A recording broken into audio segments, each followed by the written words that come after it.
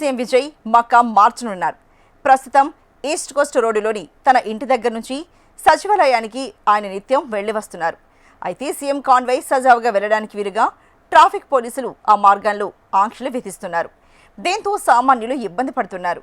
ఈ విషయాన్ని గమనించిన విజయ్ సచివాలయానికి దగ్గరలో దివంగత జయలలిత నివాసం ఉన్న పోయిస్ గార్డెన్లోని వేద నిలయాన్ని 350 కోట్లకు ఆయన కొనుగోలు చేయనున్నారని తెలుస్తోంది.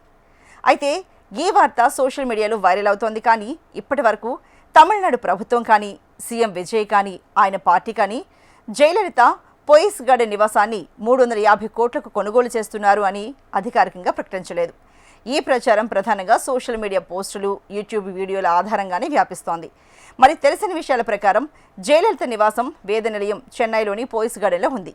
గతంలో ఈ ఇంటిని స్మారకంగా మార్చాలని తమిళనాడు ప్రభుత్వం ప్రయత్నించింది.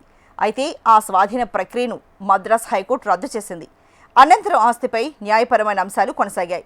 ఇటీవల కాలంలో ఈ ఆస్తికి సంబంధించిన పన్ను బకాయిలు, న్యాయపరమైన పరిణామాలపై వార్తలు వచ్చాయి. కాబట్టి 350 కోట్లతో విజయ్ ఈ ఇల్లు కొనుగోలు చేస్తున్నారు. సీఎం మకాం అక్కడికి మారుతోంది అనే విషయానికి ప్రస్తుతం అధికారిక ధృవీకరణ అయితే లేదు. దీనిని నిర్ధారిత వార్తగా కాకుండా ప్రచారంలో ఉన్న సమాచారంగా మాత్రమే మనం చూడాలి.